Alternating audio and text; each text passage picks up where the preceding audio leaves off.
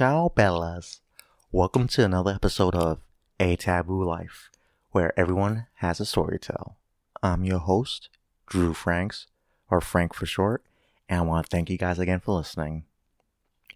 Come check out the website, ataboolife.com, where you can read some interesting articles, like the article we talked about during this episode, which is titled, I've been craving anchovies lately. A love of cunnilingus. I write some weird shit. And come check out the other article, which is one of my favorites, and something that's more vanilla, if you're not into that first title. It's called The Lone Zebra and the Bohemian Bee, an ode to the individual. So check out the website, ataboolife.com. There's also other episodes on the site. Short stories, poems, because I am that sappy, and some books on there. All of it's for free on the website, ataboolife.com. Today's guest is a really good person, a really good woman. I love talking to her. This was a really great episode. Her name is Faith Taylor. She is a transgender woman.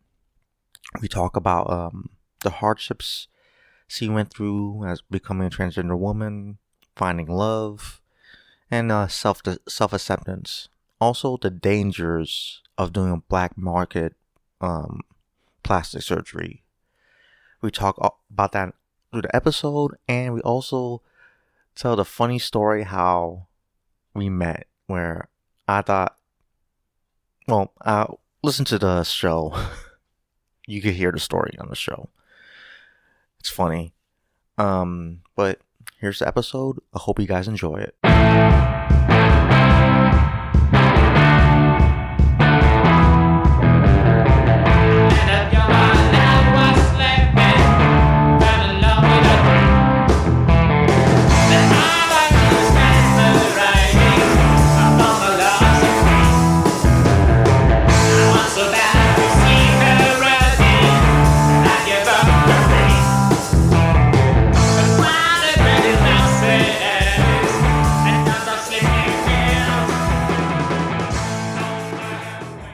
All right, we're live.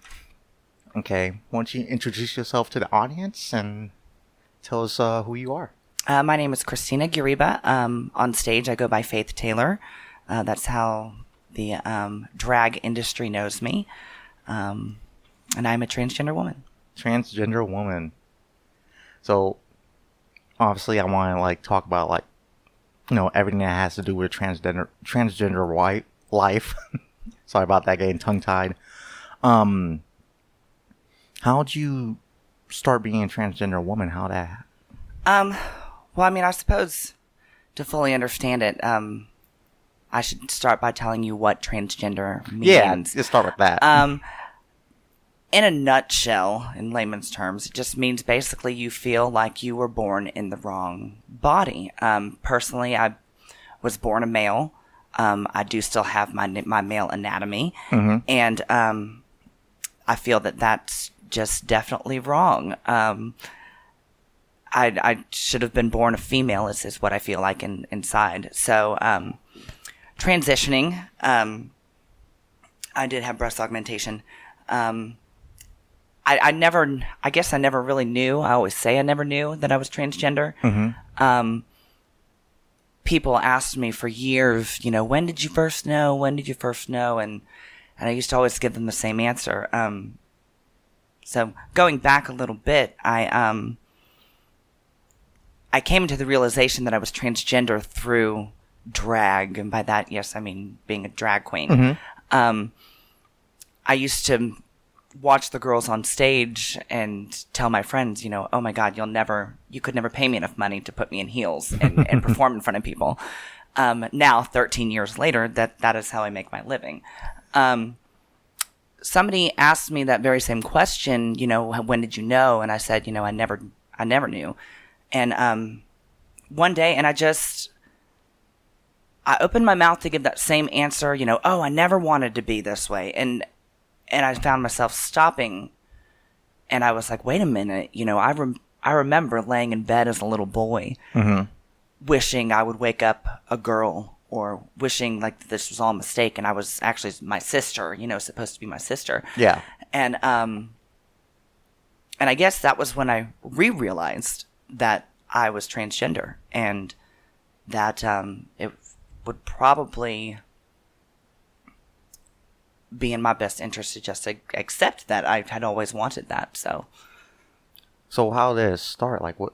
Like would you say you started like not cross dressing, but like putting on clothes or dresses or?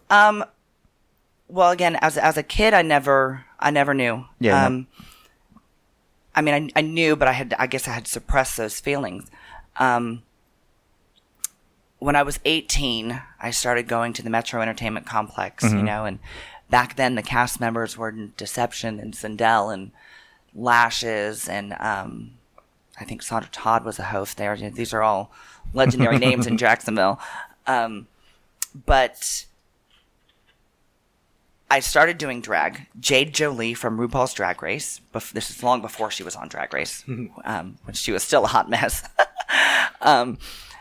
She was the one who suggested to me that I do drag, and she glued tracks in my hair and put me in heels and What's tracks? Oh, I'm sorry. Like weave. Oh, like, okay. Like hair weave. And I had long hair at the time. It was kind of like a bob. Just to my ears. And so she glued this hair into my head, put me in heels, and gave me an outfit and taught me how to duct tape. By that I mean, duct tape all the accoutrement. You got to hide that stuff if you're going to be on stage presenting yourself as a woman. So, anyways, so I started doing drag at that point, and I just fell in love with it. I was always an entertainer growing up. I grew up singing. I went to Douglas Anderson School of the Performing Arts. Oh, okay. And for vocal music, and actually, sorry to cut you off, but I had someone on a podcast 2 weeks ago who did go to Douglas Anderson too. Oh yeah, yeah, it's pretty. Yeah, it's a fantastic school. I mean, back then it really helped me come into myself as a gay boy. Mm-hmm. I still didn't have those feelings of being transgender because back then it wasn't a reality for me. But anywho, so once I started doing drag, my best friend Brad and we used to go out to the clubs all the time, and I started going out more and more as Faith than I was going out as Dominic. Mm-hmm. So, and he hated it at the time. So, I met and fell in love with my first real boyfriend, Jonathan, and I met him as Faith, as a woman. So I just kind of automatically assumed that that's what he wanted. Yeah. Out of the relationship was a woman. So I started living my life that way all the time. And, living that way with him as a woman and living as a boy for my day job. Mm-hmm. I think I was a makeup artist at the time. How old were you at this time? I was 19. Okay. All right. I was 19. And I remember playing miniature golf with my family, and I look across the way, and there was this couple, and he was behind her, teaching her how to putt. And mm-hmm. I just kind of got a little tear in my eye, and my mother's like, what's wrong? And I said, I'll never have that. I'll never be able to show affection like that in public to my partner, not as a boy. It's just, this was, oh my God, I'm terrible at math, but I'm 32 now, and I was 19 then, so it was a long time ago, a decade. And back then it was, we didn't have the gay rights that we do now. Even. Yeah. It was very different 10 years ago. So, I started living my life as a woman as much as I possibly could. And then I realized it was time for me to make a transition and further my transition. Mm. And by that, I mean, hormone therapy. I did, I spent very little time on hormone therapy. Back then I was, very broke. Yeah. I was working for $25 a night in nightclubs, making, if I was lucky, $100 in tips, maybe 3 nights a week. Yeah. So, that's not a lot of money to live off of. And he wasn't working at the time either. So, I didn't spend much time on hormone therapy. But your boyfriend knew about... He did. He knew. He knew who Dominic was, and he knew who Christina was. And, of course, as Faith, because that was where he met me. So... Later, many years down the road, I found out that, he loved me for me. He loved me for Christina. He loved me for Dominic. It didn't matter to him, what I was. He just fell in love with me as a person. Oh, wow. Yeah, it was which is what I've always wanted. That's what everybody wants. Yeah, of course. Everybody wants that. Yeah, you don't want to love, be loved for your money or for your looks or for anything else other than, just who you are. So, yeah, so that was pretty much how that happened, and I just started living my life that way since then. The hormone therapy, what does that entail? Like, what do you do? Hormone replacement therapy basically helps you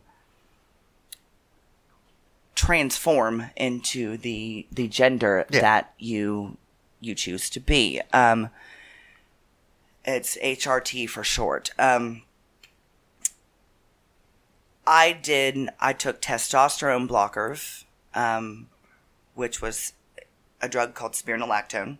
Mm-hmm. And I was on a progesterone pill and took estrogen shots. And what it does is, as you can imagine, it blocks your testosterone. It keeps it where it's at. And then as you continue taking the estrogen, your estrogen levels rise. You can see changes in your body, sometimes in your voice. Mm-hmm. Your skin becomes very soft and supple like a woman. Smooth skin. Your hair, grows and stops growing in different places. I wouldn't say stops growing, but it's not as thick, right? Or is that? Yeah, it softens it and can slow the hair growth cycles, which is very important because Yeah, of course you don't want to be. I think only in France they like a hairy woman. So I went to France and I didn't really. I think that's just a stereotype. Most of them were actually pretty. Shame on me. But then again, it was cold when I went there, so I didn't really see a lot of legs. Or armpits. Yes. Yeah, well, you never know what's under there. But the Moulin Rouge, I did see that, and they were all clean. They were all clean. Well, I mean, show business is show business. You got to be clean. Show business. So, when you did the hormone HRT, the hormone replacement therapy, were there any emotional changes you went through or psychological changes? For sure. I mean, I was definitely a bitch a good portion of the time when I was when I was due for a hormone shot, and it's interesting because, I mean, for me, everybody's experience is different. Mm-hmm. But for me, I experienced emotional highs and lows immediately after a shot and when it was time for me to have another shot. So giving me the estrogen boost would, and pumping that into my body. And then as it kind of leveled out, I would be, quote, normal. And then, as it came closer to shot time, I would definitely notice, I would get irritable and it was almost like weekly PMS. Yeah, it sounds like PMS. Yeah, it was like weekly PMS. PMS, like every 10 days, like clockwork, and luckily I was single at the time. My boyfriend and I went through on and off periods. Mm-hmm. And just like any breakup, sometimes you go through a breakup, and you want to do something extreme. So that was when I started. I decided to take hormone therapy. Mm-hmm. Was during an off again period, and so luckily I was single at the time, so there was nobody around to experience the wrath of all of those emotions. It was just me and my friends. So, yeah, definitely can get moody. Yeah, get moody like a woman. Yeah, like a woman. Yeah, very temperamental. Well, you still keep some of that masculine aspects within you though. Besides, you still have your plumbing.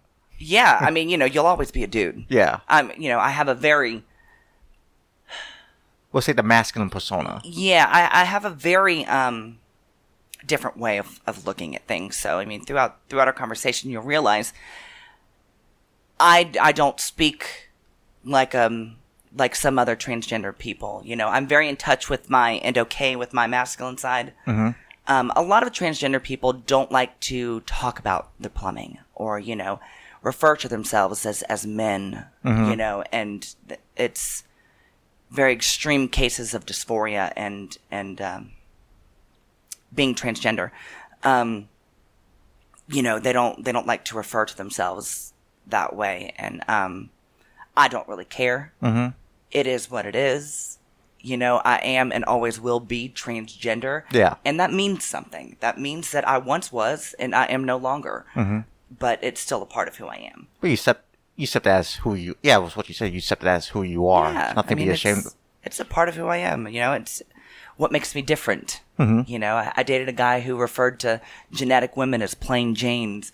Because, you know, because they were just normal genetic women. There was nothing really special about them. But, you know, there's something special about a transgender woman. I believe so. Yeah. I'll take their word for it. What I was going to say. So what happened? Because you mentioned the boyfriend. What happened to the boyfriend? Oh, we just, after many years of, you know, things. I mean, I was 19 years old at the time. He was 17, which I didn't know when we started dating. Yeah. Not that bad of a difference, though. Nah. But, we just, you know, decided things we weren't for each other. And not because of me being transgender, but just, you know, there was a lot of underlying issues there. You know, he was possessive and, you know, and sometimes verged on abusive. And so, you know, I think I just grew tired of it. And, you know, he was very insecure and never believed that I truly loved him. And so, you know, nothing was ever good enough. And, you know, and by that I mean the way that I would profess my love to him, you know, it was just never enough to prove to him that I loved him. So over time that just kind of took a toll. And, you know, and I would try to leave. He would try to keep me from leaving and, you know, and those kind of things. And, you know, he always thought I was out cheating on him when I never was. And then later on down the road, I did, you know, I mean, fuck it. He thought I was doing it anyway. Mm-hmm. You know, so things just kind of ran its course. Do you miss him or? I will always love him. Yeah. I've actually always compared every boyfriend ever since to him. I've always said that, you know, no man will ever love me the way that he did because he was the only one that said he loved Christina and loved Faith and loved Dominic and didn't care what I did with my body or how I wanted to live.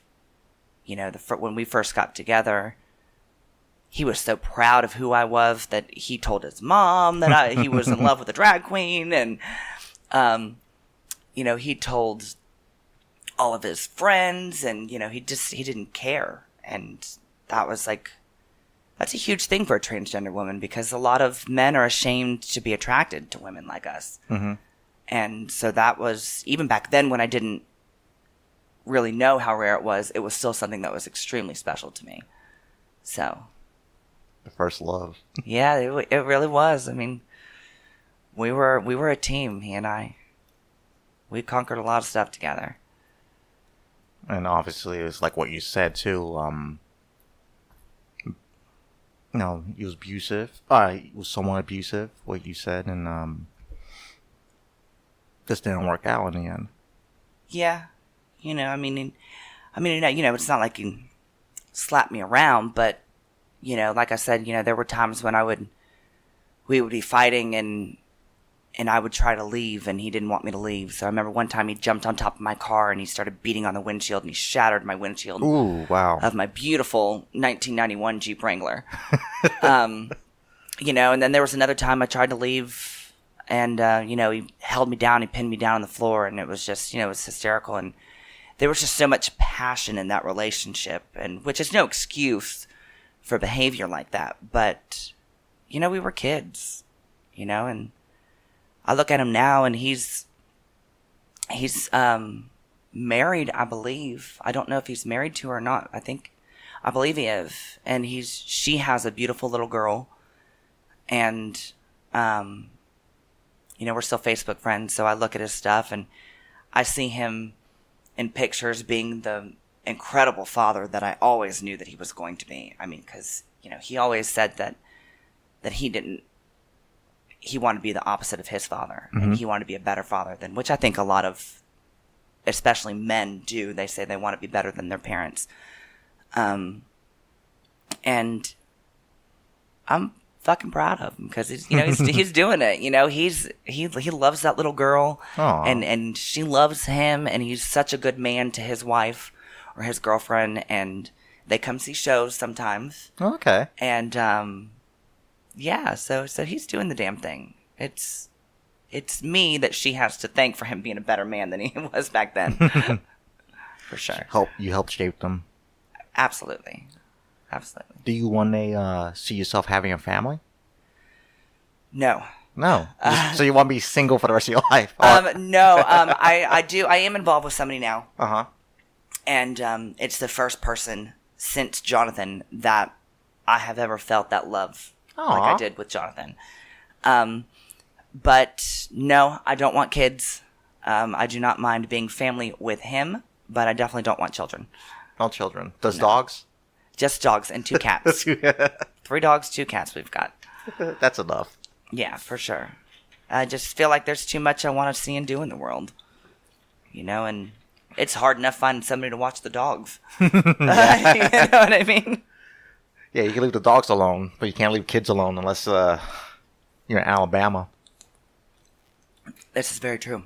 Here, I think it's legal there.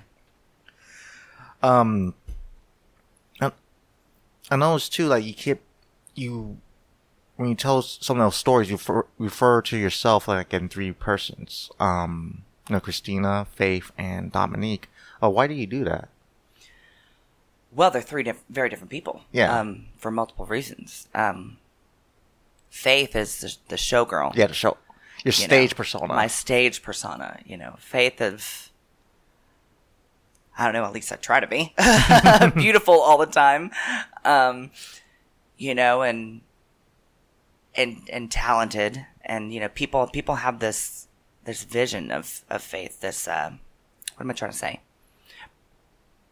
Expectation? Yeah, you know, no. And Faith is beautiful. Faith is talented. Faith is professional, you know, and, you know, that's something I've built my career on. Mm-hmm. And, you know, Christina's way different. Christina doesn't really give a shit what she looks like when she goes out the door. You know, Christina loves camping and hiking and, you know, the outdoors and climbing mountaintops and things like that, which of course Faith Taylor can't do. Yeah. You know, I mean, don't get me wrong. People still know that I enjoy those things in my personal time. But you know, Christina and Faith are 2 different people. And, well, Dominic, you know, that's who I used to be. Mm-hmm. And he is always he will always be a part of who I am. You know, I mean, I wouldn't be Christina without Dominic. That's true. So, you know, you gotta love him. So, all 3 people, would you say the kind of representative, well, obviously the representative parts of your life, Dominic being like, the beginning part of you. Absolutely.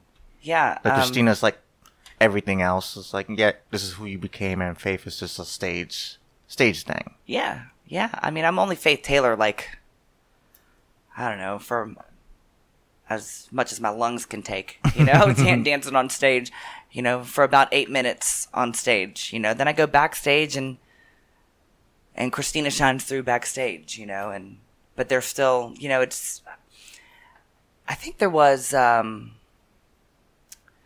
going to make reference to a show, actually, that helped me a lot when I was an adolescent, Buffy the Vampire Slayer. Joss Whedon? Yes, that's actually how I got my stage name, Faith. Is because yeah, I was going to ask about that. That was how... Well, what about the last name, though? Taylor is comes from Bob Taylor. He is a very well known person in the in the drag industry, in the art of female impersonation. He was an entertainer himself.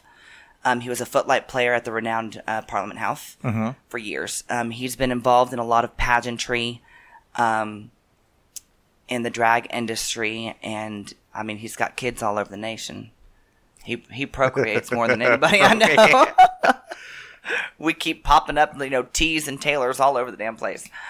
So, yep, that's where Faith Taylor comes from. So there was an episode of Buffy where there was some demon and it shot her with something, and it separated. When he shot you with this thing, it separated qualities, good qualities and bad qualities. So I feel like, but yet they're still the same person. So basically saying, let's say, I'm trying to remember the episode because I used to watch. Oh, it was Toth. I think they were in college. Remember, it hit Xander, and there were two Xanders.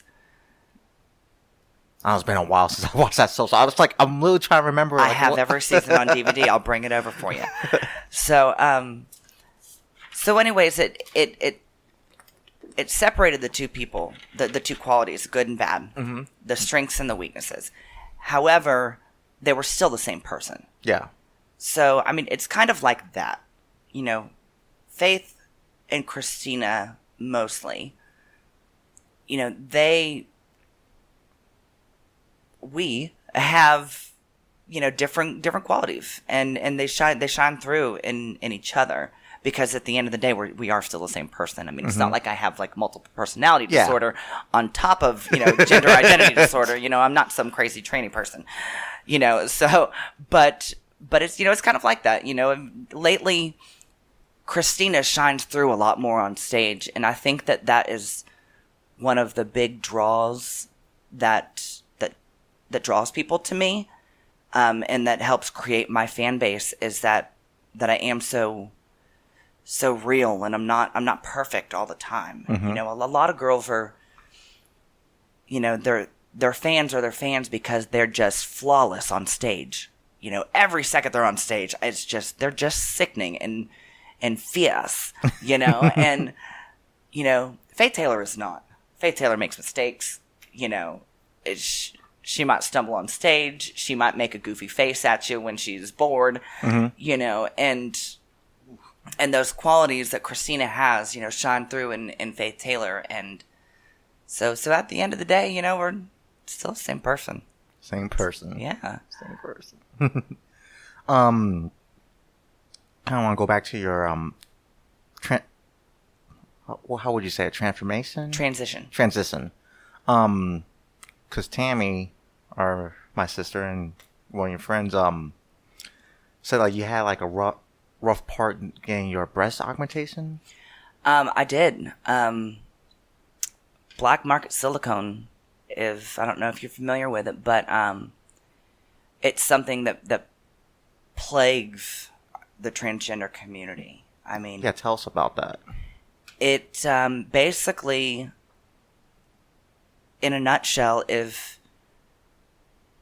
not going to a doctor, going to someone's house, and having them take syringes of what you hope is medical grade silicone. And they call it freebase silicone, and just injecting it and creating you a female body. You can inject it into your hips to give you wider hips, to give you that hourglass figure that women have, into your ass, so that you've got a J-Lo booty, nice little hump. Who doesn't love J-Lo's ass? You know what I mean? Who doesn't love ass? So, you could inject it into your face, to augment your cheeks, to give you higher cheekbones, or a pointier chin, or a rounder forehead. I mean, it's crazy, the things that, your lips. So it's kind of like a duct tape for medical procedures. Like, you could use it for almost anything. For plastic. It's like Fix-A-Flat. Yeah, okay. It's like Fix-A-Flat. So, you got a dent in your tire. Basically, maybe like, we'll refer to the dent as, having boy hips, which means no hips. And you put Fix-A-Flat in it to poof it out a little bit. And the problem is that nowadays people are, greed is a terrible thing, and everybody's looking for a cheaper way to do things so that they can make more money. And they're finding all kinds of new materials to put in the syringes. Oh. And you never know what you're getting anymore. So, my personal experience, now there are a lot of girls that have gotten free-base silicone and have great experiences with it. And they don't have any complications. There are a lot of girls recently who have died from complications of... Because it's not been mixed with something, right?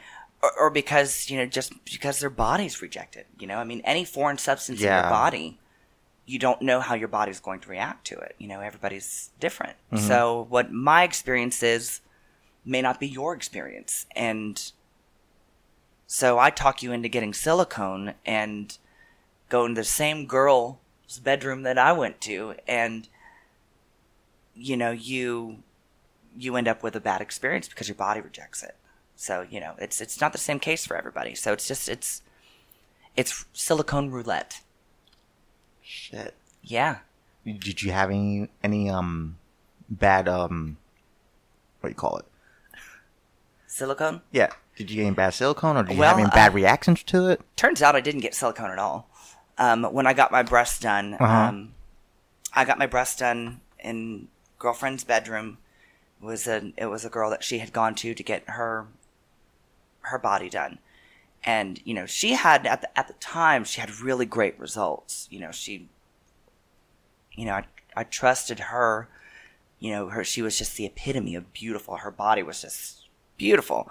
So, my dysphoria was so bad at the time that I just could not take the sight of my body without breasts anymore. So, I took her advice, and I went and I sat down on her bed, and this girl pumped me full of Lord only knows what. So I didn't find out until I went to Tammy's doctor that she used to work for. Yeah. And to see about getting everything fixed, because I did experience over the years it hardened. Oh. And it's basically like a big rock, and I experienced a lot of discoloration. There's dead skin there now. And, it looks awful. It looks like burnt. Like underneath the skin? No, on top of the skin. Wow. The outer appearance gives the illusion that it's like burnt. So every night when I go on stage, I have to put makeup on them, and constantly be reapplying because, I'm dancing and wearing changing costumes, so it transfers, the makeup transfers, and yeah. But yeah, so I went to the doctor and suggested a mammogram. So I had a mammogram done, and the mammogram came back. I told them, I said I have free-base silicone in my body, and that's what this is, and that's what I'm trying to remove. And the doctor that did the mammogram says, there's no silicone in your body. Silicone shows up bright white in a mammogram. Mine did not. And I said, well, what is it? Because I definitely paid $150 a treatment, which should have been the first sign. Yeah, first sign. But I paid $150 treatment, to get pumped with something that, it's silicone. He said it looks to him like natural breast tissue grown by hormone therapy. Well, I only spent like 6 months on hormones. And at the time of me doing this procedure, I wasn't on hormones at all. So it's still a mystery, and we will not know until I hopefully get that taken care of. So it's like actual breast that was growing? He says that that's what it looks like to him. Inside my boob, it looks like breast tissue. The mammogram is showing it as real tissue, breast tissue. But I mean, you could touch it and you can see it that it's certainly not that, and I can imagine if it was if I was getting pumped full of natural breast tissue, then it probably would have cost me a lot more than $150. Oh shit! Damn. Well, shit. Yeah, That kind of took me off course for a little bit. Yeah, it's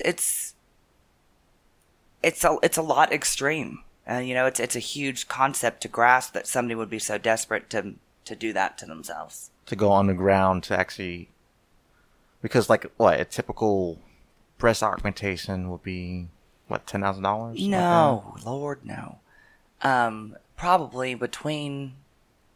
I mean, maybe if you go in Ponte Vedra or Beverly Hills, between like I think the average is like 3,000.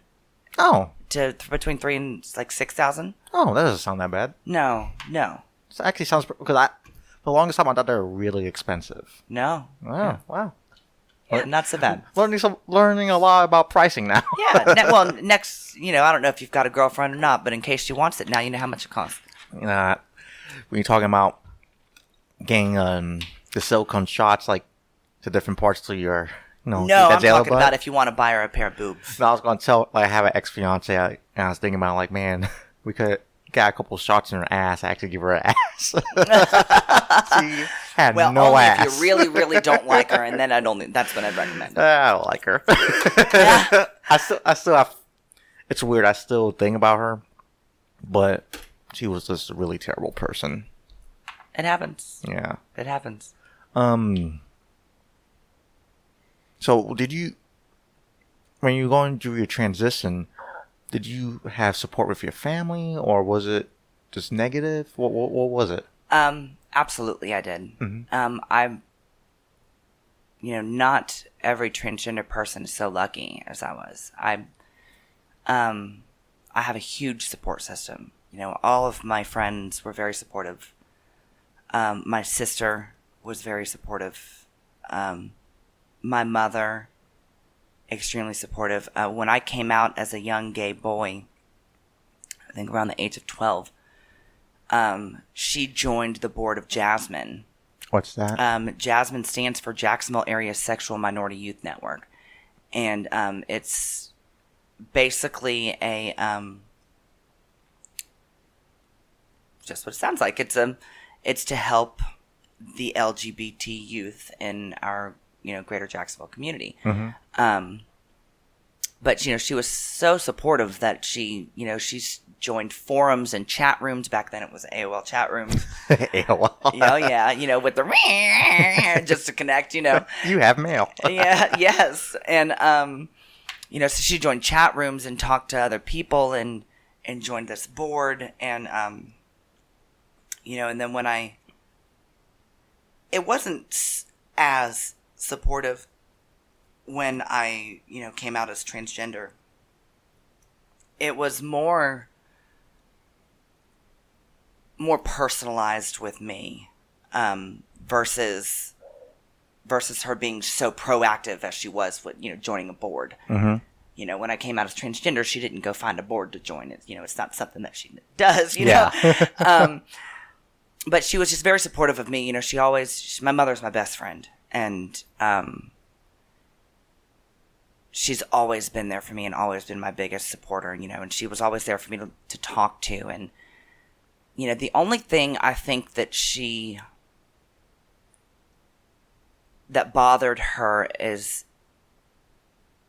the worrying about, I think that no parent wants their child's life to be more difficult than it has to be. Mm-hmm. If that makes any sense. Yeah. She, of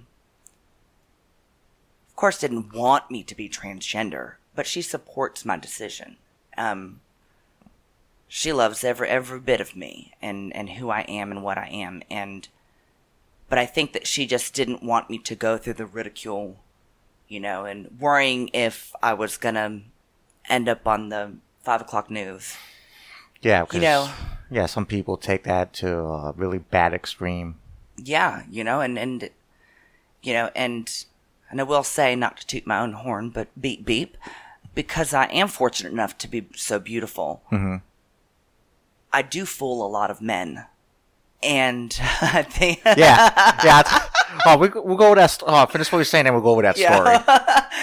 And I think that, the male ego is a very, very fragile thing. And,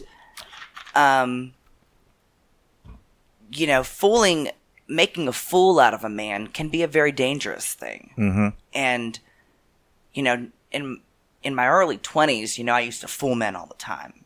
I used to go as far as having sex with them and them not even knowing. Yeah, I always want to ask about that. Like, how could they not know? How could they?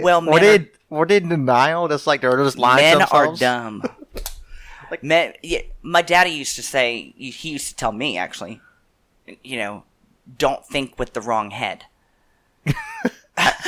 There's this comedian I love to listen to, and he was kind of the inspiration behind this show, Joe Rogan. And he gives advice, this funny advice, like, all right, this is for all the men. If you happen to make a really important decision, especially with a woman, jack off first. then make the decision. It's like, that way, afterwards, like, oh, I could have made a really bad decision there. Yeah. And hey, I can totally relate. I can totally relate. So, yeah, she always had those worries of me, getting hurt or made fun of, even. Well, yeah, people will make. Unfortunately, because you're transgender, people are going. There's still going to people make fun of you or say nasty things, but there's still going to be no violence. At least no violence at all. Yeah, but if they're smart enough to know the difference. Yeah. Because 9 times out of 10, they don't know the difference. They don't know that they're looking at a transgender woman. Mm-hmm. Have you had any violent encounters? I have not. Oh, good. I've been very, very fortunate. I'm trying to think. It seems like... Just have rude encounters, basically. It seems like in all my years I would have experienced some sort of violent encounter. But no, I don't think that... That's good, though. I don't think that I have. The only rude encounters that I've really experienced were... it's really funny because... I pass very well during the daytime and especially in the dark at night, and but it's crazy because like I could be in a sea full of people and some dude from like 3 blocks away in the dark, no streetlights, without his glasses on, can look at me and say, "That's a frickin' dude," and it's just like, what? Like, I go in the mirror in the bathroom at this club and I'm looking at it, I'm like, what the hell? Like, I look good tonight, and like nobody else knew. He's probably been tricked so many times, like, no. Yeah. Hey, but you know what? In my experience, I've learned that usually the people that can tell are looking for it for a reason. It's because they like it. They know what to look for. Yeah, that makes sense, though. You know what I mean? Yeah, they know what to look for. Because they like that kind of thing. They may not even know that they like that kind of thing. So no violent encounters. There was one time this guy said, and it used to happen a lot. And I remember I was in downtown St. Petersburg when I lived out there, and I was leaning up against the wall. I thought this guy was checking me out, and he was in line to get into the club. And all of a sudden he comes up and he walks up to me and he's like, "Hey," and I flip my hair around all beautiful, like, and, pop out that collarbone and, and play with my hair. And I'm like, "Hello." And he's like, "Oh, so me and my friend were just wondering, and I'm thinking he's going to ask me out, something for if he could buy me a drink. Mm-hmm. He says, "Are you a dude?" And I was like, what kind of question is that? And I just walked away, I mean, that was many, many years ago. And, nowadays, if somebody asks me that, which it actually hasn't happened since then, ironically, because I'm just waiting for it to happen, I would say... You're waiting for it, now it's not happening. I would just say, yeah, what about it? Like, yeah, I'm a dude. What are they going to say after that? Well, it's like what you said earlier. It's like there's a difference between 15 years ago and today when it comes to homosexuality and transgenderness. Is that the word? I don't think it's a word, but we can go with that. We'll as use word that word. Today. Transgender. Listen, I almost said transgenderism earlier. Transgenderism. So we can create. It's your podcast. We can say what we want. Well, we'll say transgender. Oh my god, I can't say the word right now. Supercalifragilisticexpialidocious.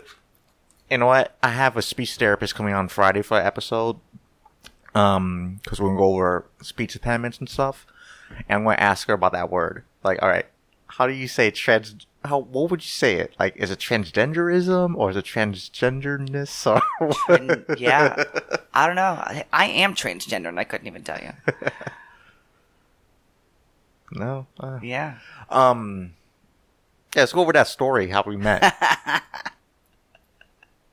I don't know. I think that you should tell it because I think I remember it a little bit differently.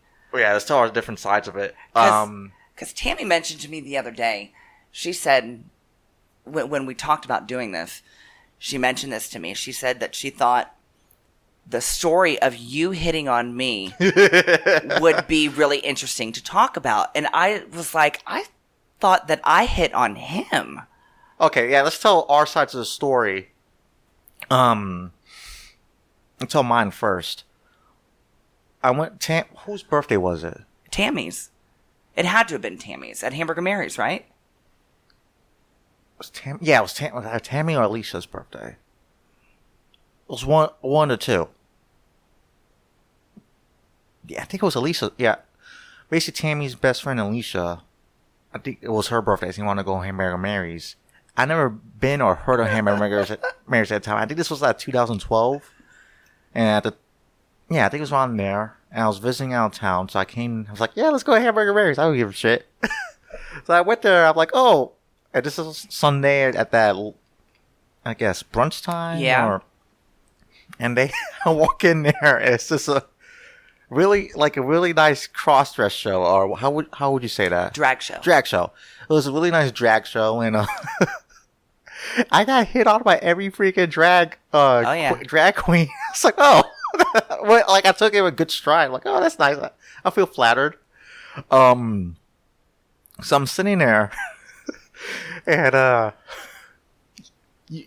you came in with your friends, and I really thought you look like a hot woman. So it wasn't working. No, you came in and had you were a table behind us. Yeah, you were you were the table behind us. You came in there with some friends. I thought you were a hot woman. I was like, yeah, I'm gonna hit on her. And somebody said it. It was our Tammy's dad, or Tammy's my adopted sister, but right. I forgot who said. One said, like, no, that's a guy. I'm like, no, I don't think that's a guy. No, I don't think that's a guy. There's no way. There's no way. I asked one of your first, like, hey, is he single? And he's like, man, you're in for a surprise. Then you came over and started talking to me. Then you slipped your number in my pocket.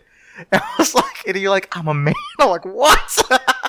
I couldn't believe it. I was like, oh my God. Wow.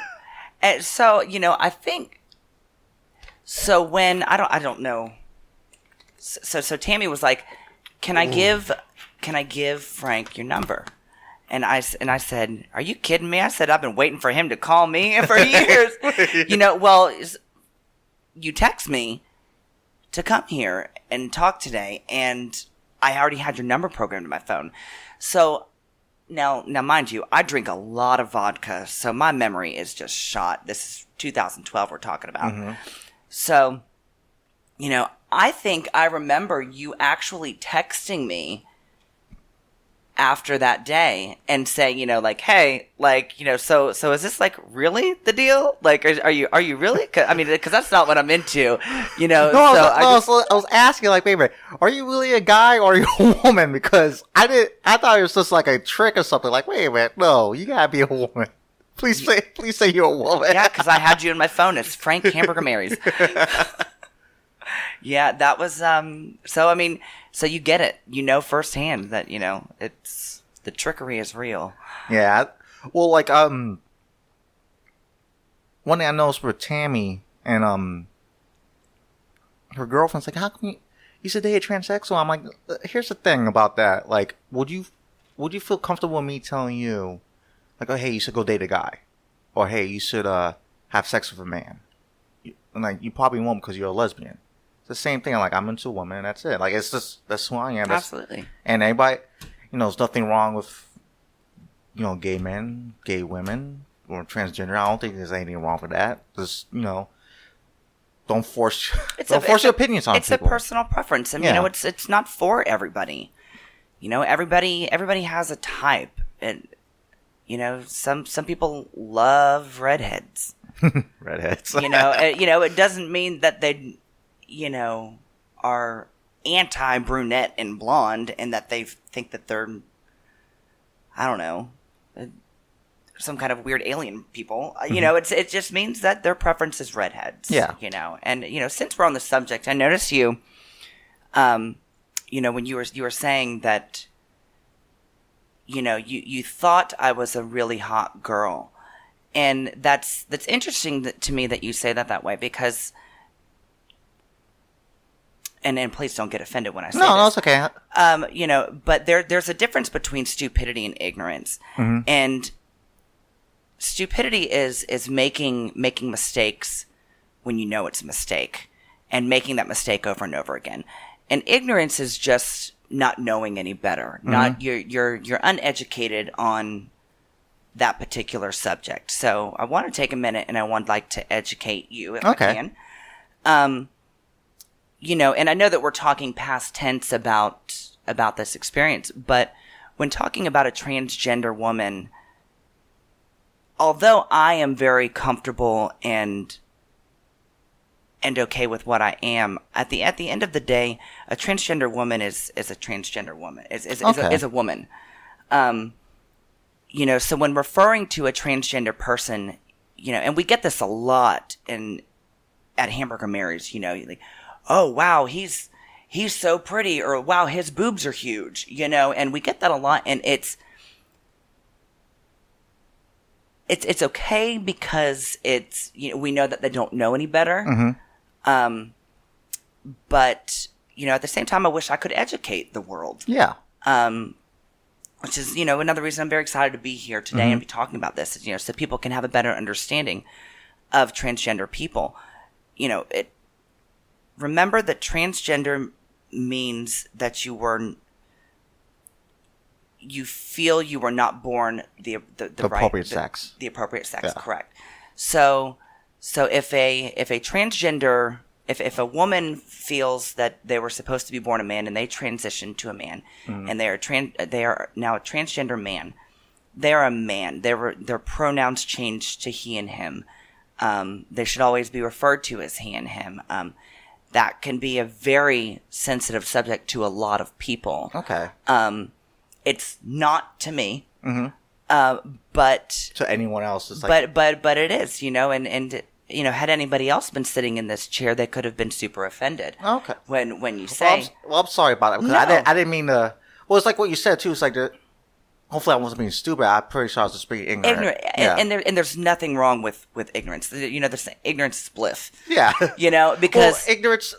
When you don't know any better, you can just you coast through life, and you're free to say and do whatever you want, and that's why they say ignorance is bliss, mm-hmm. because you don't have to be conscious about what you're saying and what you do and things like that. But the more education that you have, the harder life becomes, because you have to, let's think about when you were a kid. Mm-hmm. When I was a kid, I used to swim in Black Creek. Do you know about Black Creek?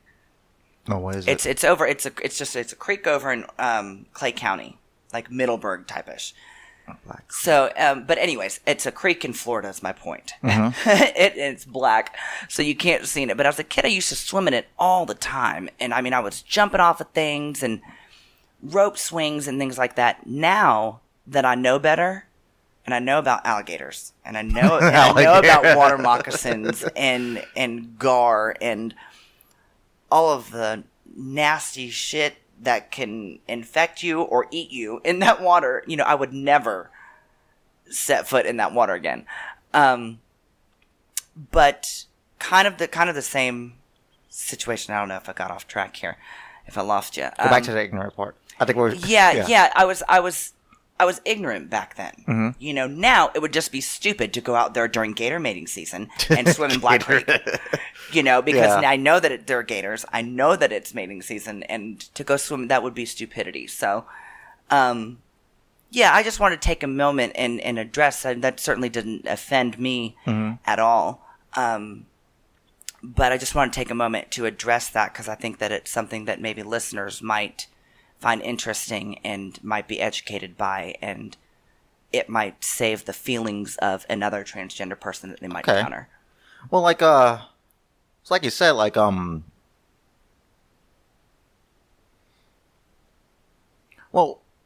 coming from a kind of like a guy's perspective, or maybe not a guy's perspective, just like someone may not be in your lifestyle, it's like, how do you, especially this is kind of like a Brave New World too. Absolutely. If you want to look at it that way. It's very new. No, just sometimes you forget to say that, or you forget or you may not be, or I might not be aware. Okay, what's the proper way? Right. No, for sure. Yeah. When I was first transitioning, my mother had the hardest time with pronouns. Mm-hmm. She was always saying he and him, and at the time I was very sensitive to it because it was, there was sometimes hormone therapy, which again, we talked about the emotions. And then there was back then, there was the fact of the matter that I was trying to change who I was as a person, and in my mind and in my body, so I was very, very sensitive to those things. Now in my older years, it is what it is. Yeah. And I'm a transgender woman. I will always be a transgender woman. Nothing is ever going to change that. I think that if more transgender people had a stronger grip on that reality, then there would probably, because I don't know if you know this, but transgender people hold the highest suicide rate in the nation. Yeah, I read about that. I think that if transgender people had a stronger grip on that reality and accepted it, then that would probably change. You get, does that make sense? I'm trying to wrap my head around it. Basically, I am not trying to be something I'm not. You try and be something that's true to who you are. I am and always will be a transgender woman. Mm-hmm. And there were times when I did want kids, and I thought about children, and I used to cry about the fact that, I'll never be able to carry the child of the man that I love. And that was a huge thing for me to get over. It's a huge concept to think about, because for a woman to bear your husband's child is, one of the deepest, most intimate things that you can do. It's a deep bond, yeah. Yeah, that I will never be able to experience. I had to become okay with that and realize that, that there are different options if that is something I still want. Yeah, you can always adopt. Yeah, you can always adopt, and there are kids, and now there are women, genetic women, that go through the same thing. That's true. They was it infertile, or they have like ovarian cancer? Yeah, lots of different reasons why, tilted uteruses and I don't know, egg production problems or something, mm-hmm. and lots of things. I don't know. I don't have a vagina. I don't know how it goes down there. So, but yeah, that was, I just came to the realization that I am who I am, and I fully accept that. And if transgender people could just stop and breathe and accept themselves for who they are and mm-hmm. what they are, then they would probably be more at peace with themselves. Oh, I'm sorry. That's okay. I keep having gas because I'm drinking like carbonated water. So every time I look over to the side, that's me trying to burp, and I burp on the microphone. Give me some too. We can have a belching contest. It'll be great. We're talking about transgenderism.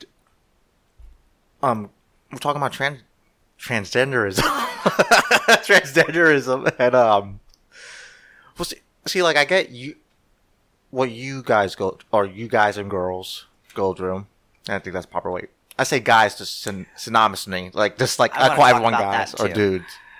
Guys and girls, transgender guys and girls go through. And one thing I know in the news and what I see is like I think this is like part of society that's kind of like running away with that, like the whole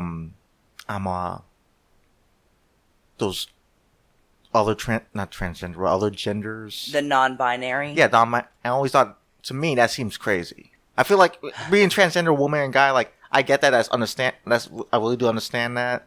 Like, yeah, you were supposed. You feel like you know for a fact you're supposed to be born in a different body. Yeah. So I get that where you guys are coming from, and then there's these other people. Now wait a minute. Now you mean to tell me that you don't feel like you were born as either? Yeah, or you're like, or I'm a lizard person or something like that. Right. Like you read, like you actually go on the website and look up like the actual different genders they come up with, and it's just insane. I'm like, wait a minute, that does not make sense. Yeah. No. So what's your take on it? I'm really glad that you brought this up because I recently went to volunteer for 2 weeks in New Hampshire at a camp for transgender youth, and it was such a huge experience for me. I guess I didn't realize at the time that I wanted to go there to help people like myself, but I didn't realize how much help I was going to get with myself. So it was very interesting. So this was my first time encountering the non-binary genre of transgenderism. It was my world is drag queens. Yeah. These are the transgender people that I encounter. I encounter people who most of them are very comfortable with who they are. Most of them are comfortable with the fact that they have a dick and tits. Yeah. It's just how it goes. This was very different for me because I'd never encountered, having to... So non-binary people, from my understanding, is they either do not identify as either, or I know I can see you, trying to wrap your head around it. I'm still like, because I get what you guys or what guys and girls are, but right. Like that part to me is just so they either identify as neither, or they identify with both. So,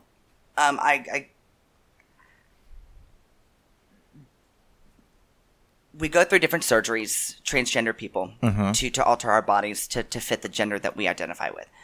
Myself, I got breast augmentation. A transgender male may have a double mastectomy to remove the breast to present as a male chest. Okay.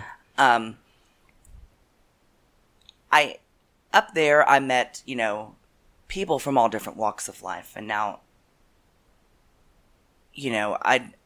I don't really understand it myself, and hopefully one day I will, but, I came across a person who presented themselves as male, and took testosterone shots, but identified as non-binary. And the pronouns they used were they and them. Okay. Now, I don't know about you, but I'm an English nut. So for me to say they and them and replace that he and him and she and her, he or something like that, yeah. all of that with they and them, sometimes in a sentence just does not fit. I had a really hard time with this. And like I was saying to you earlier, the pronouns and things, can really hurt people when you use the wrong pronouns. Yeah. So I really struggled. So I just started calling everybody by name. Whether I knew it was a he, she, they, them, I just, it was, oh, Karen, hi, this is Karen. Karen would like some water. Not he would like some water, or she would like some water, or they would like some water. Karen just wants water, oh, so does Peter and Paul and Mary, I just couldn't get a grasp on the English part of it. So, My thing that I found so interesting was you identify as non-binary, and you go by they and them.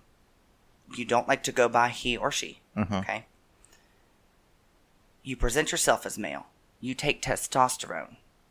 Why would you not be He? And there's this whole thing of being gender queer now. I don't know. Yeah, now I'm confused by that. It's like, wait a minute. I don't know. See, what does that mean? Because there's gay, lesbian, transgender, and I think that was when we were growing up. That was it. You're gay or you're lesbian. And or I bisexual. Think that I got bisexuals. I get personally. That too. I personally, and some of the people I may know may be offended by this, but personally, I just don't. I just don't necessarily agree with it. Mm-hmm. I think that it's sometimes taking things to extreme. I think that everybody wants to feel like they have a place in life, but everybody does have a place, and you don't have to create a place to go to be. Am I making sense? I'm a transgender woman. Mm-hmm. You're a transgender man over here, and you're a guy and you're a girl, and now this person is they, and but then again, it's offensive if I call you it. Well, the thing is, like, it is like a general term. It's like, okay, if you're looking at a dog and you didn't know what the sex was, like, it, or you say it to it because you didn't know, like, okay, it was a boy dog, or you don't know the name of the dog. But it could be very offensive. I've been called it. Well, for you, it's been very rude. Well, I can see why it would be really rude and offensive and hurtful in your situation, but like in their situations, like, wait a minute, they're creating something that's really just kind of like, me personally, like, when I look at it, it feels like it's very delusional in a way, and it's for attention. Like, it's not. It's really hard for me to say that because, like, no, I get it. Like, what happens if they actually do have, like, a mental disorder? Or, okay, do you have a mental disorder, or are you looking for attention? What is it? Because it just seems weird, like, when you're asking for, like, these other when you're demanding from society not so much a special treatment, but a special label, mm-hmm. and a change in the English language. In fact, yeah. Because this was a very educational experience for me as well. Mm-hmm. I accept people from all walks of life. I don't care if you want to be an it. That is your, Yeah. I get it. To is their own. I used to be a dude. I get it. So, according from what I've gathered, there is a gender spectrum. So just like there is an autism spectrum. You could be severely autistic or just a little. Yeah, that makes sense. So my question is, where do I fall on that spectrum? Like, let's look at this spectrum. Let's put it on a piece of paper and look at it in front of us and figure out where that. But apparently the gender spectrum never ends. Well, see, that's what doesn't make sense. It's not based on sense. Well, it's based on science because, like, okay, there's male and female, and there's once in a while there's male and female. Then you have transgender, which I get that. Then you have people that were born with both parts. Hermaphrodites. There we go. I was trying to think of the proper word, hermaphrodite. But there's another word for, like, a medical term for it. I have no idea. We'll use hermaphrodite. Like, there's hermaphrodites. I think that's. I don't know. But at some point they choose a sex, like when they get older, or the parents choose it. Like, but I think maybe so. But see, wouldn't that be trans? Well, like, I got to tell you, I'm very uneducated on all of this. So this is definitely a discussion. Well, you're not uneducated. You're experienced. Like, you're in that lifestyle. I mean, yes, but that's a completely the non-binary lifestyle is a completely different lifestyle that I don't fully understand. And I'm certainly not discrediting that lifestyle or that choice by any means. I just simply don't understand it. And I'm probably saying things right now that I have heard in the past in regards to me being transgender, which back then may have been hurtful to me a long time ago, but now it's just more of an education process. Well, what don't you understand about being transgender? Let's talk about this. Let me help you try to grasp this concept. Yeah. Well, the thing is, for me, I feel like it really is taking away from real transgender people. I feel like it's adding more stigma to it in a way. Certainly. Yeah, it's adding more. I think before this fad or whatever you may want to call it happened, I think it was starting to become more accepted. And it was like, all right, people are warming up to the idea because after gay marriage was legalized. Right. Like, all right, people are warming up to the idea. Like, all right, I don't agree with it, but we could let you live your lives.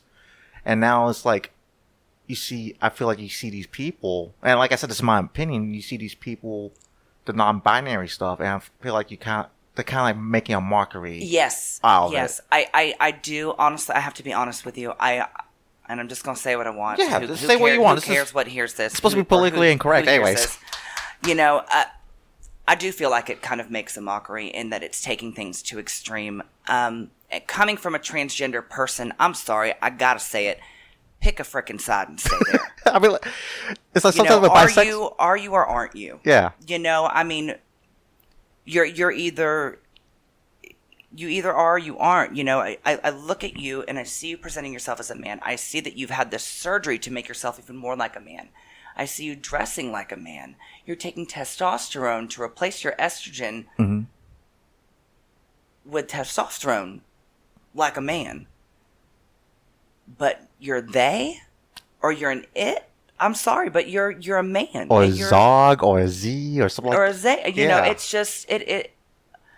But apparently this is what genderqueer is.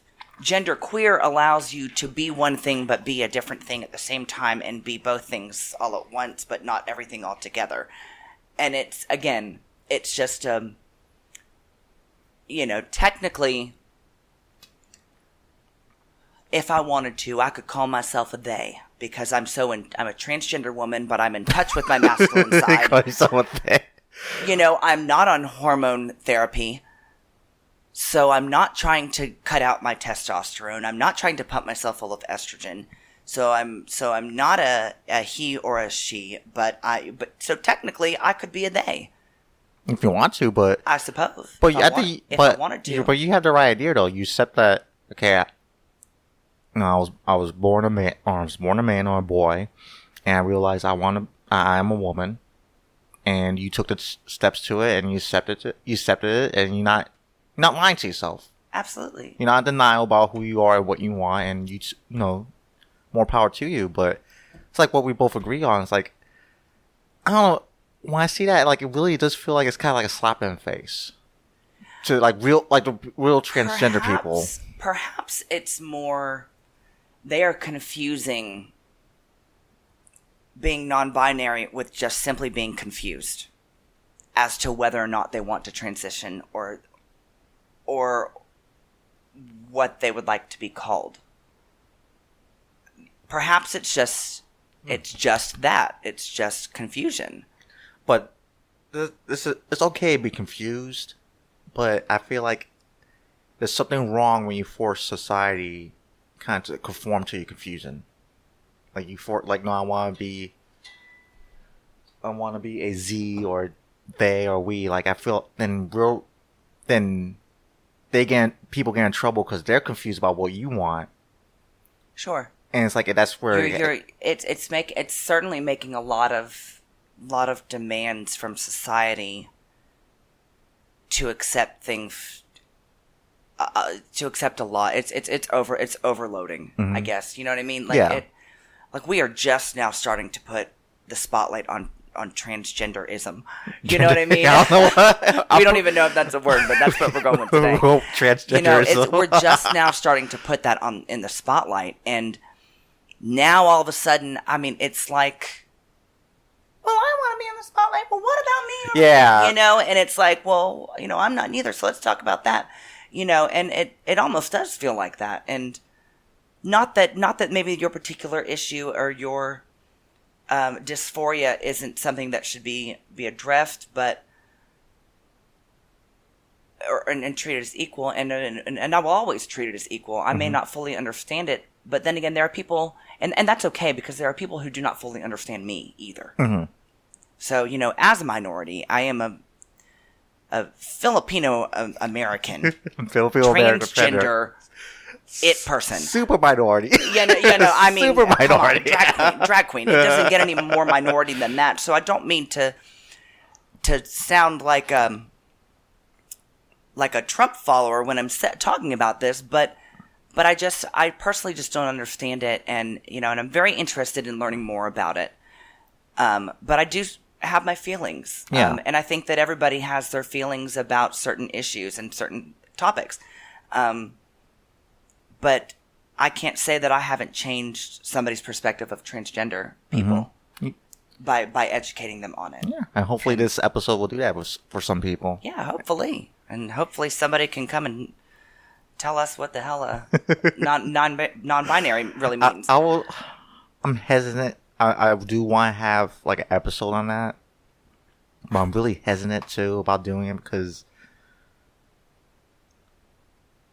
I don't know. I just think that it's just delusional. It's extremely delusional. Like it's just that's just my opinion and my look on it. I might be an asshole for thinking that, or I might be wrong. Maybe later in the future. Would definitely say that. But it's just and some people might listen to this and be like, oh my God, I can't believe Faith Taylor said that about her own people, and it's like, well, I don't think that's your people though. Like this is like it seems like you. But I mean, it could be if I wanted to, because now apparently you can be whatever gender you want to be, and that's kind of. And I'm sorry if I'm taking it to extremes, but when you say that gender is a spectrum and it has no end, what the fuck does that mean? I could be a dog, like a female dog or a male dog. Do I get to pick and choose like what? Listen, there's only mammal I want to be. I mean, I just no, you a fungi or bacteria, because they're what's not atypical. They're when you asexual. Yeah, when you no bacteria. Yeah, or like certain viruses or bacteria are asexual. Certain animals are asexual, and then they can reproduce within themselves or something like that. Yeah, I mean, I just don't. I forgot the science behind that, but everything else though is like male, female. I think everybody wants to belong, and I think that you mentioned the word fad earlier, and I think that maybe this is just that. I don't know. It's wanting to put a spotlight on a different person, a different type of people. I don't know if I'm saying that right.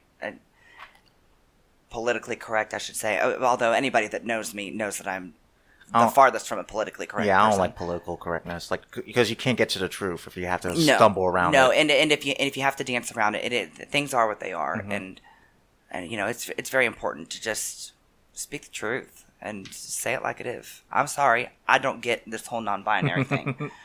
All right, let's change subjects for a little bit. We got serious there. How'd you meet your boyfriend? We met online 10 years ago. No shit. Well, actually, 10 years ago. Now it would probably be like 13 years ago. He was in college, and I was not. He lived in Ohio. I lived down here. We met on a website for it was called like transgender.com or something. I don't know. It was something for people to find transgender people and for transgender to find people. A transgender dating site is what it was. Anyways, we talked. We were young. We, sexted and texted and got to know each other and did all that. And we just, throughout the years, we just remained friends, I mean, even when he was in relationships and I was in relationships, we would text each other randomly and just say, very innocent, because again, we were both in relationships. Just say, hey, how's life? I was just thinking about you. Want to know how you were doing, and then when we weren't in relationships, you'd be like, hey, what's going on with you, And, and then one day he calls me or texts me, and it was, again, a random text, and it was always, very few and far between. He texts me and says that he's going to be down in Central Florida visiting his grandparents, and that he was single and we should meet up. And I'm like, you know what? I'm single too. Let's meet up. So we met halfway between the two. Met in Daytona. Had the most disgustingly romantic, beautiful date. What was it disgusting? Because like we're so gross. Like we love each other so much, and like we're those people that you see like gazing in each other's eyes, all loving, and you're like, ugh, like get it, we just can't wait to get home to one another, when he's at work and I'm at work. And, but we went and we had appetizers and drinks at this beach bar. Mm-hmm. And then from there, it was like literally on the beach. Then we went and we walked out to the beach holding hands, of course, tacky. Mm-hmm. And, walked on the beach together, and then we went and, to the pier in Daytona and played arcade games. Mm-hmm. And then we went to the pier and, took corny pictures and stuff. And from then we were just hooked. We were just so in love. We didn't even have to talk about it. We just knew that we were just it for each other. And he sold his house up there and moved down here. This was about almost 2.5 years ago that he did that. And we've been living happily ever after. Aw, so cool. Yeah. That's so cool. Yeah. Well, you beat me. God, I never thought that I would beat anybody. For a minute there, it was touch and go. I'm in that touch and go phase right now. It's like, you can always become asexual. Apparently, that might be a thing. I like cunnilingus. I did an episode a couple weeks ago. No, I actually wrote an article about cunnilingus on my website. Interesting. Yeah, but I did an episode a couple of weeks ago. It was originally supposed to be two women that are swingers, and I went to their house to do it, and their boyfriends were there, and their friend was there too, and the boyfriend and the husband got into the podcast too, the episode. So it was actually pretty good because I got the married couple's perspective, I got the best friends, the other woman, the best friend's perspective, then I got the single guy's perspective. Interesting. On the swinging life. And we're talking about it's like, yeah, the only really thing I like to do is cunnilingus. It's something, because we're talking about, I think we're talking about, what's the word? BDSM? BDSM. And we're talking about really just about kind of intimacy, and also about a little bit about power. It's really just kind of a power thing. And I told him the reason why I like cunnilingus is because I get a little power play from it. Because it's oh wait, I could do this with my tongue. I can make you climax with my tongue. That's fucking awesome. Right? Yeah, sure. Yeah, I get it. I suppose I get it. Kind of the same way the other way around. No. Wait, look what I can do. I don't know. I told you earlier that I'm an open book, but I think you found something that I'm not sure I'm comfortable touching base on right now. Yeah, well, I remember the first time I even heard the word fellatio. I thought it was fellatio. I think I read it. I think I read it in a book, and I asked my mother, Mommy, what is fellatio? And she was like, fellatio. Oh my God, nothing. Don't worry about it. Because I didn't say it right. I was really young at the time, but later on it became one of my very favorite things. Fellatio. So I get it. Fellatio, that good old fellatio. Because that's what it looks like, what it sounds like. When you look at the word, it looks like fellatio. It sure does. It sure does. Oh, man. So, we're going to the question part of the episode. Yeah. Just to remind people who are first-time listeners or continual listeners or my growing audience, which I'm happy about. I ask these questions to every guest I have, except for 2 people. I haven't done it yet on 2 episodes. But I ask these questions because no matter what if you disagree with a person's lifestyle or their opinions, these questions kind of show their interpersonal self. They're kind of like the hidden stuff you don't really see unless you get to know a person. But I want to kind of show the world, like, you could disagree with a person, but you can still relate to them on some type of level, on a different level. So this is why I ask these questions to my guest. All right. So, given the choice of anyone in the world from any time period, who would you want as a dinner guest and why? I suppose I can't be too specific about it, but I would, transgender people have been around for an extremely long time. And I'd be really interested to have somebody who's transgender from 100 years ago, and find out what it was like for them back then. Because, I was talking the other day about how different it must have been, because being transgender was so unheard of. Mm-hmm. It wasn't in the spotlight, so there were no bathroom issues, and there weren't necessarily any danger issues that you heard about, violence against it, and laws against, these things. And so I guess I'd be really interested to find out what somebody who's transgender went through back 100 years ago. Be interesting, like, when you mentioned that, like, I was thinking about Greece, like ancient Greece or Romans, because they were more, especially the Greeks, they were freaks. Drag was invented. They were freaks. That's where drag was invented, because they wouldn't let women perform, so they had to have the men. Well, that happened with Shakespeare, right? Shakespeare, like, when Shakespeare was writing his plays, I think, they won't allow female actors, so men have actual actors. Absolutely. Extra female parts. Okay. What would constitute a perfect day for you? A perfect day? Yeah. Oh, fuck. I think I just had one just last week. Oh. I happened to have a Saturday off, which is probably maybe the 3rd Saturday off I've had in 13 years. And my boyfriend and I slept in. And I made breakfast. Ooh. Yeah, I think I made omelets. And no, I didn't. I saw something on Instagram about an egg sandwich on a bagel or something, and I just had to have it. It was like a BLT with an egg on like a multigrain bread. Oh god, it was absolutely divine.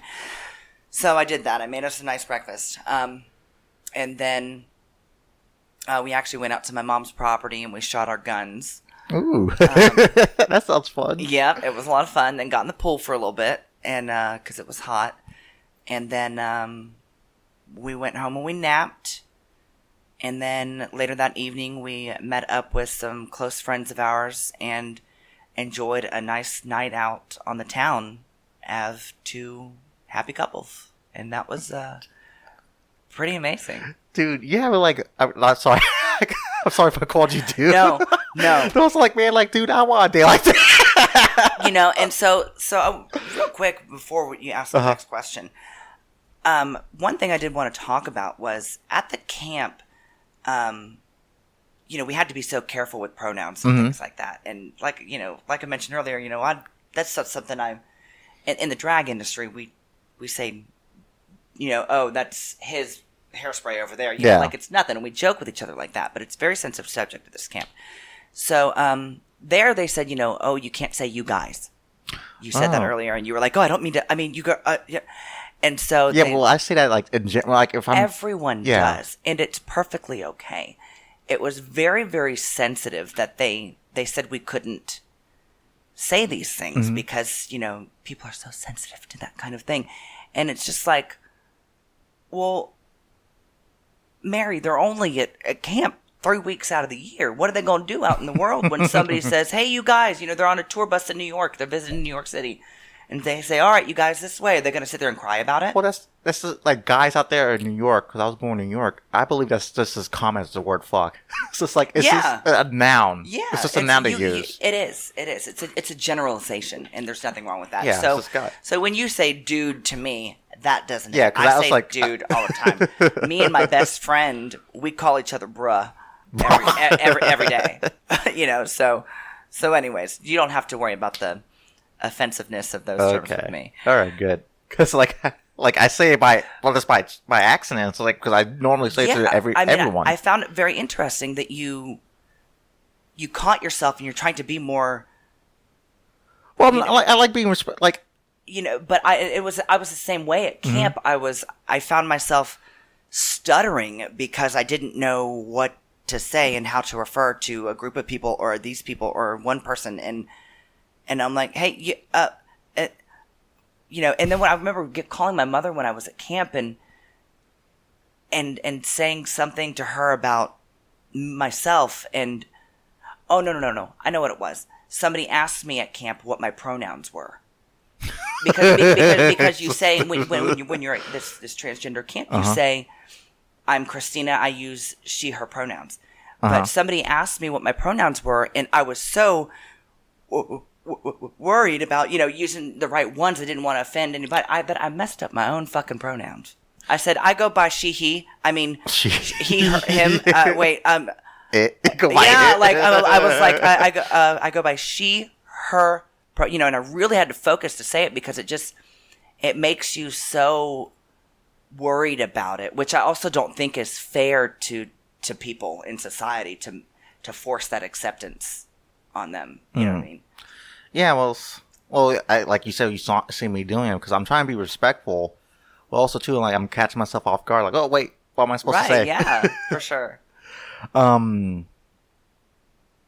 If you reach the age of 100 and have the choice of retaining the mind of a 30-year-old or the body you had for the last 60 years of your life, which one would you want? The body. The body? For sure. Why the body? I mean, at 32, I've learned so much that I would never want the mind of a 20-year-old again.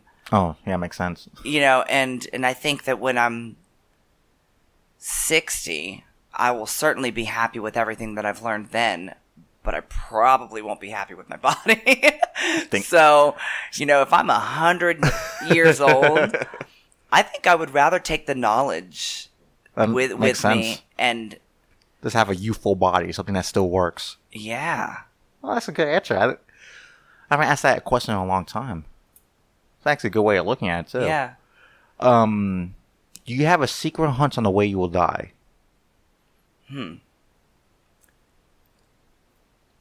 Probably protecting somebody.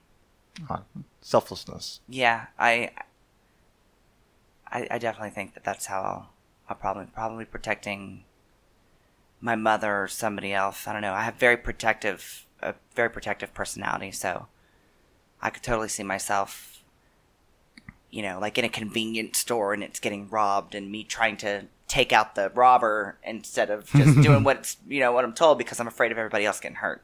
That's something stupid but selfless that I would do. That's a good thing. Need more people like that. Would you change anything about the way you were raised? No. No? No, it's funny. I was just talking to my mother about that today. I was raised with such a good sense of selflessness, and I have such a strong grip on reality, and I think that comes from my mom too, and discipline, that definitely comes from my dad, and my 14 years I spent in martial arts. What did you? Tang Soo Do. I got a first-degree black belt. What was Tang Soo Do? Tang Soo Do is Korean. Master Pak over in Orange Park. Yeah. Oh, okay. All right. And I have a great understanding of the value of money. I mean, my mom, when I wanted Pantene Pro-V shampoo instead of Suave, I had to pay the $2.64 difference, as petty as it might sound. But that was, a luxury. And so now today I know that if I want a Coach bag instead of a Target bag, that I have to work for it and I have to save up for it, and I think that that's, rather than just frivolous spending and just going out and buying anything I want and being spoiled rotten, it's a treat, basically. Yeah, and I love the way that I was raised, and I think everybody should have been raised the way I was raised. Yeah, you have really good parents. Yeah, You're really good. I did.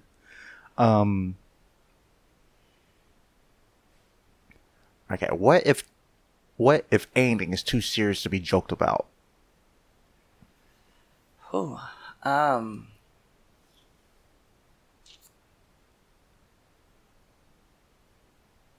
I honestly don't know. I am such a, like I said, a not politically correct person that, I find myself sitting here thinking, and I want to say, I don't think you should joke about being retarded because it's not, but I mean, I can't say that, oh my God, that's retarded. I've said that before. Well, I think there's a difference between saying the word retarded, okay, you're being like a fucking idiot, versus you going up to a mentally disabled kid and saying like, oh, you're retarded. Like, I think there's a big difference with that. Yeah, yes, there is. I think that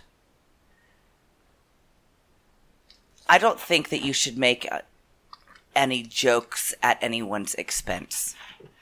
I think that's the answer I want. That I'm looking for is any joke that hurts somebody.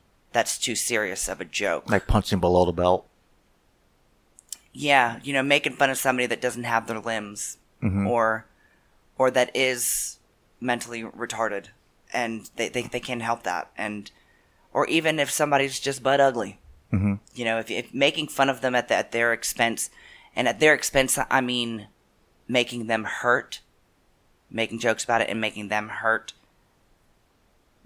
That's definitely too serious of a joke to be made. Talking about it amongst yourselves is one thing, but yeah. But that's just me, and that's because I should make jokes about everything and everybody.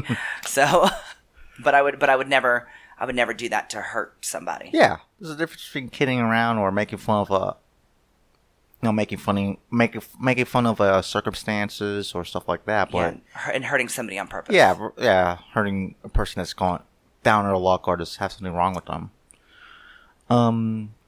What conspiracy theories do you believe in? Huh. I don't know. I don't know that I have any that I feel any type of way about. I mean, I do. Let me tell you what I do think. I like the whole 9/11 and we did this to ourselves. Oh yeah. Theory, I think is fucking retarded. I think that's just a silly thing. I have a few that I feel very against, but I don't think that I have any that I really actually believe in or back. Okay. What is the most embarrassing moment in your life?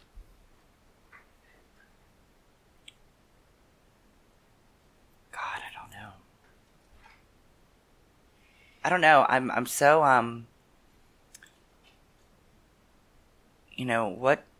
what is life if you can't make fun of yourself?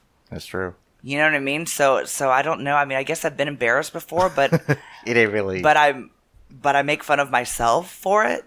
So I don't know that I've ever really have been truly true. Oh no! There we go. There it is. Yep. When I was in 6th grade, at my 6th grade, like, cotillion or dance or whatever, the day before I had busted my head open in the pool doing too many backflips. So I had to wear a hat, and under the hat, I had to wear gauze because I was still bleeding. Yeah. So my mother and my sister were there chaperoning, and some kid made fun of the fact that I was wearing a hat. We had already talked to the chaperones, and administration that I had to wear a hat because this is what happened, and I have to have this gauze, and I wasn't about to go there looking like I just had nose surgery or something. Mm-hmm. So they said it was okay that I wore a hat. Well, some kid flicked it off my head, and bloody gauze went flying all over the limbo dance floor. We were doing the limbo. And I ran to the bathroom, and my sister about killed that 6th grader. But that was, I was just in tears. That was definitely the most embarrassing moment of my life. Like, this bloody gauze just been flying everywhere because nobody knew that was why I had this hat on. Blood everywhere. Holy shit. It was like slow motion, and I'm like, no. Okay. What are your deepest held beliefs? That everything happens for a reason. Mm-hmm.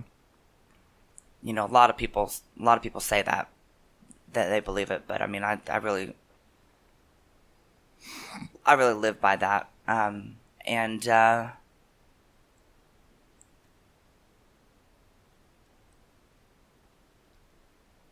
I think that's probably it.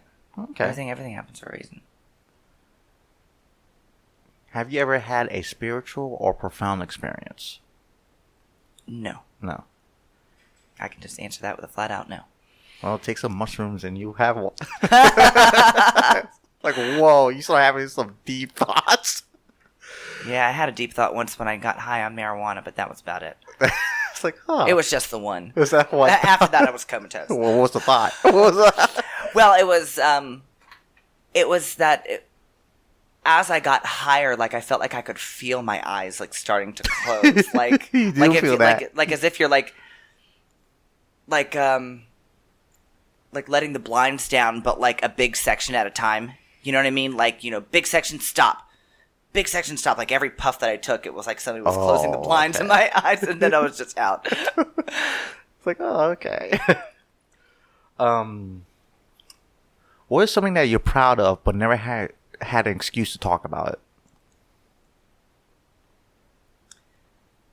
I've never had an excuse to talk about it, but my mother talks about it all the time. And there was this girl, her name was Emily Barwick, and she, I was in 5th grade. So 5th grade, I went to this Catholic school. It was terrible. And it was a brand new school, and I had finally, as a kid, I had the chance to be, one of the popular kids. It was, I was always picked on and stuff, and people always could tell I was different. Yeah. But this school, they had these popular kids, the cool kids, they invited me to sit at their table. But, they started laughing and joking at this girl that was sitting by herself, and she had this awful mushroom haircut. And I think that she was, she had some developmental issues, maybe, and, but she was sitting by herself eating lunch. Apparently that's how she sat every day, while these kids just sat there and laughed at her and made fun of her. And I just couldn't do it. This was finally my chance to be with the cool kids and be one of them, but I couldn't do it. I couldn't sit there and do to this girl what had been done to me for so many years before, and that would continue to be done to me for years after. And I just picked up my tray and went over and I sat with her, and we were literally best friends for like years after that, for several years after that. And just inseparable. And I hope that she always remembers me for what I did for her. And Lord knows I will always remember that moment that, you just got to make a decision what kind of person you want to be. My mother always taught me it's better to be the person getting hurt than to be the person doing the hurting. And that's something I would always rather be. So it was fine that they made fun of me. At the end of the year, I curled up in a ball on the soccer field, and they kicked the shit out of me. But you know what? That's just fine, because I would much rather be that person than the asshole that's doing the kicking. Yeah. So I think that was definitely one of my proudest moments, and And I think it's something that that people should look at and look up to and use as an example. You should. I mean, I think especially in high school, because I remember in high school I was an outcast because well, thank God for Tammy, but Right. My freshman year, I thought it was a good idea to join to be a cheerleader so I could pick up women. Did not work out like that. But people thought I was gay, and yeah, I got made fun of. I was ostracized for it. Little did they know that you love the cunnilingus. I do. It's like, you motherfuckers, you missed out. Wait, I was ostracized for a little bit, and I just got picked on, and it wasn't until my sophomore year where I just beat up 2 guys and people left me alone. But I didn't start dating until the summer I graduated from high school, before I went to college. So that was with a supermodel too. Like, what? Yeah. Like, yeah. But this is a true story because I did not have sex with her. The date actually went bad. Oh no. I was like, aw. Well, our date was wrong for my first date, but it wasn't. I didn't get. Yeah, it's funny how standing up for yourself can change the whole game. You know, Yeah. I got made fun of for years, and then one day somebody called me a faggot in school, and I turned around and I was like, "Bravo, you've got eyes. You can tell that I'm gay." You know, well, how fucking smart are you? You know, this is why you play football. And I'm in, honors classes, and it was just like, all of a sudden, people just stopped making fun of me. And it was because people only do it to get a reaction out of you. And if you hold your head up here, then nobody can bring you down because they can't hurt you. They do it for the satisfaction of hurting you. So when you That's can't, true. So you stand up for yourself, you beat the shit out of somebody, or, Or you just verbally or physically. Or you just kind of like use their joke against them. Yeah, It's absolutely. Like, so they're hurt, but like then you start making fun of them. It's like, yeah, well, it's real easy. you like what I got? it's real easy to hit a still target. Yeah. What is your most treasured memory?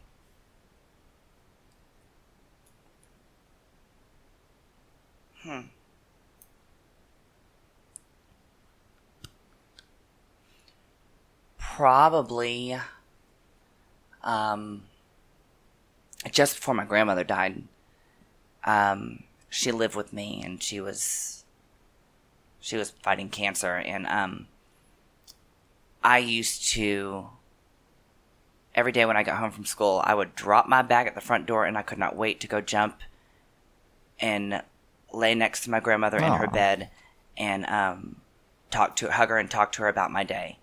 And she was always in there reading a book. And, and I don't know why, but that's just something I will always remember if those last years with my grandmother are doing that. Yeah.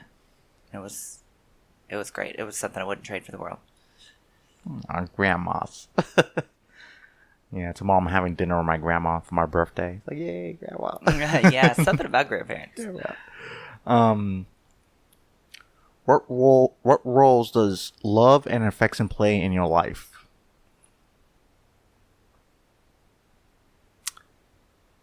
Love and affection. We talking with my significant other? Or just in general? Well, whatever way you saw that question. Okay. I don't know. I'm not a hugely affectionate person. However, I do love hard. I mean, love is crazy, and, I love my mom, and, she recently got diagnosed with a autoimmune disease called Guillain-Barré. Fuck. And at the time she got diagnosed, I was actually scheduled to do this huge month-long tour, like between Alabama, South Carolina, Ohio, and Texas. And I was gone for the first month that she was like in the hospital, fighting this disease, and she couldn't walk. She had to learn to walk again. But, I worried about her every day, and now,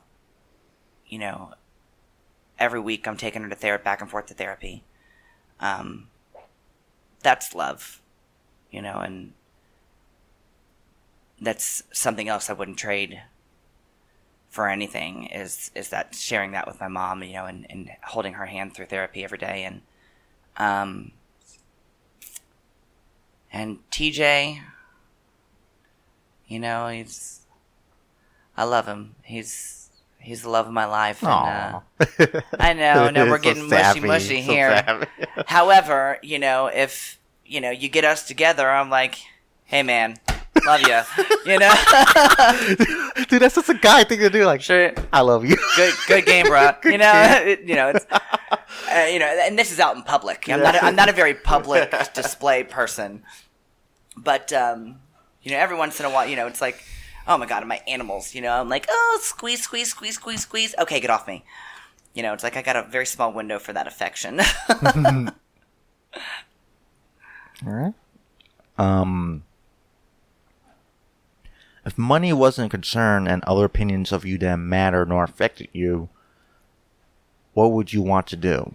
What would be your wildest dream?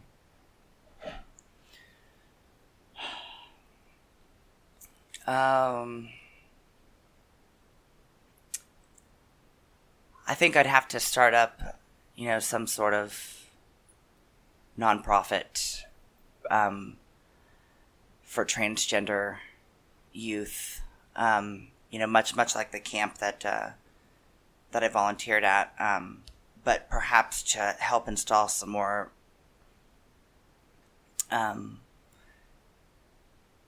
give them more tools that they need to coexist in a world full of people who doesn't understand us. Mm-hmm.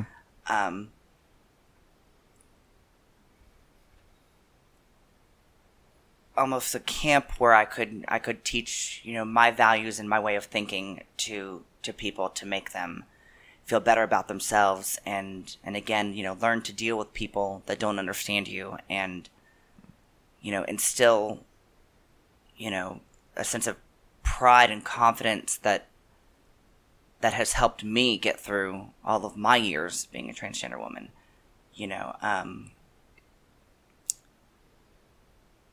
and also have my own little cabin in the woods next to a stream where let me rephrase, where TJ could fish and catch dinner. I'd love to learn to live on the land that's around me. I love the outdoors. Hunting. Yeah, and hunt and there's some deer. Forage for edible plants and stuff. I'd love to know all that stuff, but I don't have the discipline to teach myself how to do those things, so I'd have to pay somebody to teach me to do those things. So if money wasn't an issue, that's what I would want somebody to teach me. To be an outdoors badass. Outdoors badass with a cabin. Survivalist. What's the biggest sacrifice you've ever made?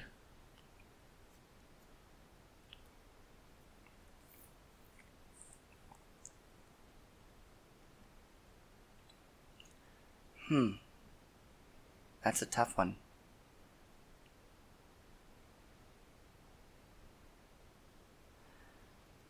I don't know.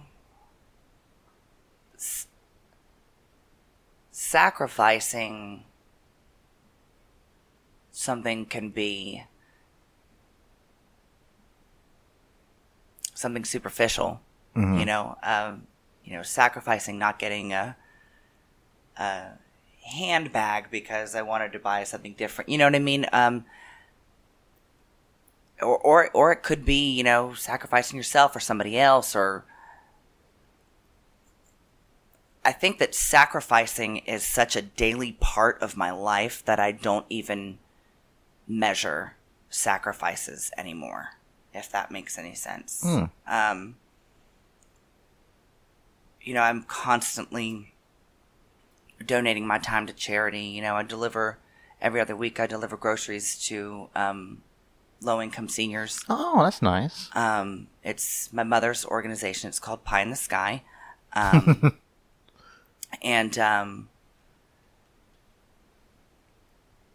you know, every day I'm sacrificing things for my job. You know, I make sacrifices for them all the time. I do work for free. Mm-hmm. You know, things that most people get paid to do. I don't ever ask for anything for it because I just care about the overall success of the business because I'm invested. It's my work and I care about my job and the place that employs me. But I think that, you know, again, you know, there's some things that I should be getting paid for that I don't. Mm-hmm. And I think that that's a sacrifice, not asking for that. Yes. Yes, of course. For that money. And, you know, sacrificing time and emotions. I mean, it's just something I do every day. You know, I set my own feelings aside for everybody else's all the time. You know, I take time out of my day to educate and give advice to all kinds of different people. You know, younger drag queens in particular. So I think that I can't really measure sacrifice because it's just kind of something that comes natural.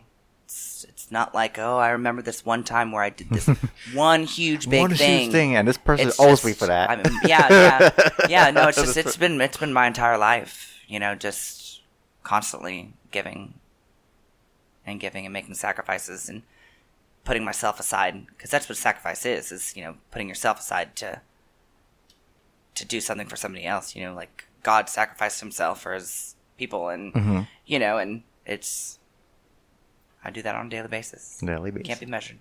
Sign of a good person. Okay, this is the last question. I ask this one to everyone.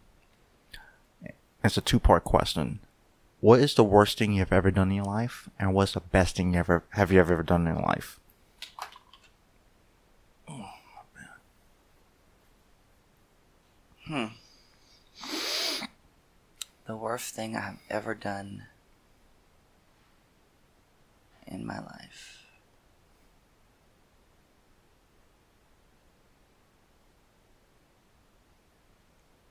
That's a really hard question to answer. The best thing I've ever done in my life. Let's see if I can answer that one.